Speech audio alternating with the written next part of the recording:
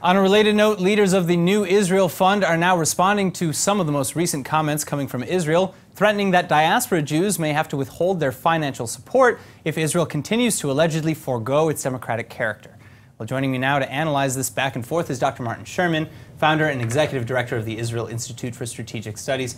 Dr. Sherman, thank you as always for coming in. Thank you for having me again.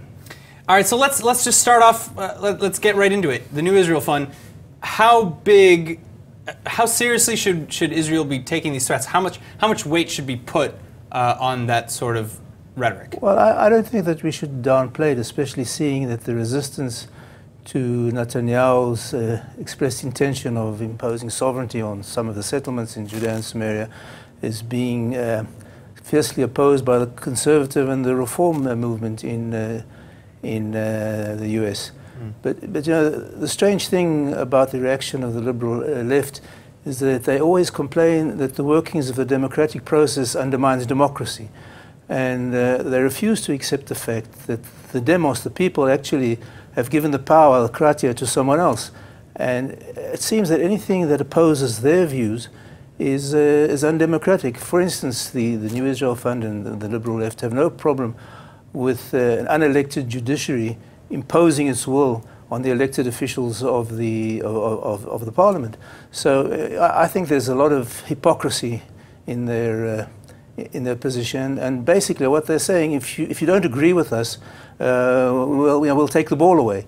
And I think that there's another maybe argument that can be had, and I'd like to maybe see if we can take a look at that, and that is that here in the Middle East, this is a common negotiating practice where it says, you know, I'm going to take everything and we'll start there, rather than saying, no, you can have this, and then they take more.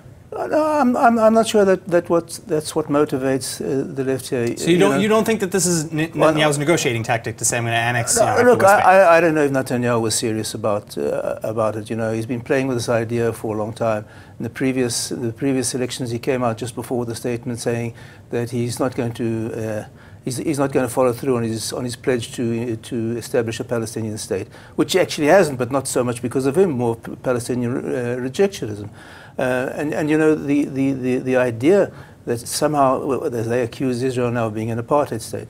The problem is not, Israel doesn't have a problem with Arab ethnicity. It has a problem with Arab enmity. And the fact that we need to treat the enemies as enemies doesn't mean that there's any doctrine of racial superiority behind that. And this is what the left wing refuses to acknowledge. They expect us to ignore the fact that basically the Palestinians are an enemy and we should treat them as if they're not.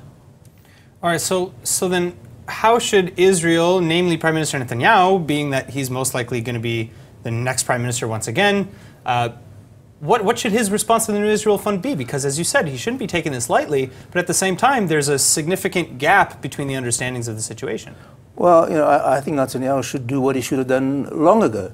I think he should have invested far more resources in public diplomacy and presenting Israel's case to the world. You know, I don't want to sound like old Cato's repeating the same thing over and over again, but I've been saying now for years that if Israel were to invest 1% of state budget in public diplomacy, that's $1 billion. With $1 billion, you can change a lot of hearts and win a lot of minds and explain Israel's position.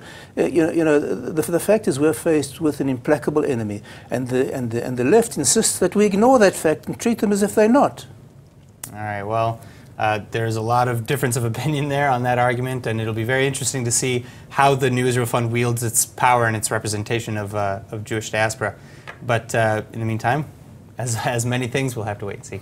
Dr. Sherman, thank you so much for coming in.